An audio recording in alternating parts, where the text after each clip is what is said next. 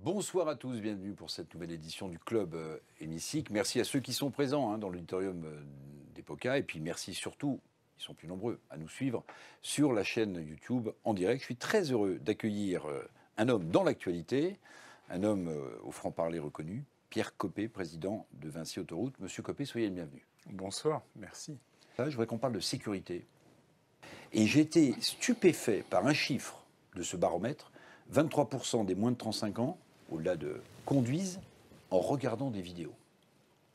Mais c'est en effet absolument stupéfiant, c'est très préoccupant de voir que se développent des comportements totalement irresponsables. Alors, chez Vinci Autoroutes, on est aux premières loges de ces questions de sécurité routière. D'abord parce que l'autoroute est une infrastructure 5 fois plus sûre que la route et on est très heureux d'offrir des conditions de sécurité aussi grandes à nos usagers, mais on est très préoccupé des risques que prennent nos agents, nos ouvriers autoroutiers en intervention sur le tracé, qui sont au service de la sécurité des usagers et qui sont exposés à des comportements invraisemblables d'irresponsabilité. Il faut savoir que chaque semaine, 2 véhicules d'intervention sont heurtés sur l'autoroute. Il faut savoir que depuis le début de l'année, 8 agents ont été tués.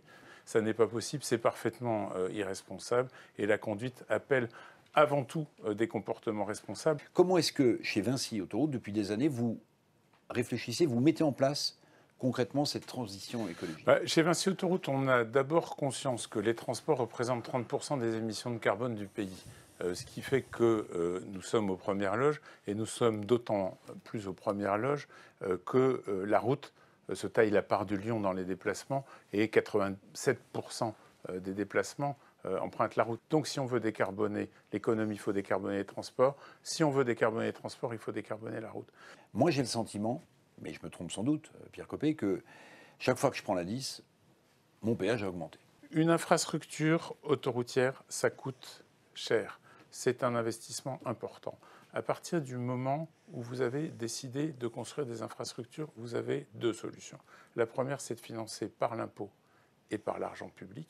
La deuxième, c'est de faire payer l'usager. L'autre point qui fait que vous vous étonnez, voire vous vous agacez, comme vous me l'avez dit en privé, du prix des concessions ou du prix des péages autoroutiers, c'est que près de la moitié du montant acquitté au péage, c'est de la fiscalité. Ouais. Et donc nous sommes, à travers le péage et à travers le prélèvement du péage, un des agents de prélèvement de l'impôt. C'est-à-dire que quand je paye 10 €, il y a pratiquement la moitié qui revient à l'État. Absolument. Dans les caisses de l'État. Mais la vertu de ce système par rapport à l'impôt, c'est que vous faites payer l'ensemble des usagers, y compris tous les usagers étrangers qui traversent le pays. Et comme vous savez, la France est un pays très traversé. Donc il y a aussi cette vertu-là. Mille merci, Pierre Coppée, d'avoir participé merci à ce Club Hémicycle. Merci beaucoup de nous avoir suivis et dans l'auditorium et à distance. On se donne rendez-vous, bien sûr, pour un prochain Club Hémicycle. Merci beaucoup. Merci à tous.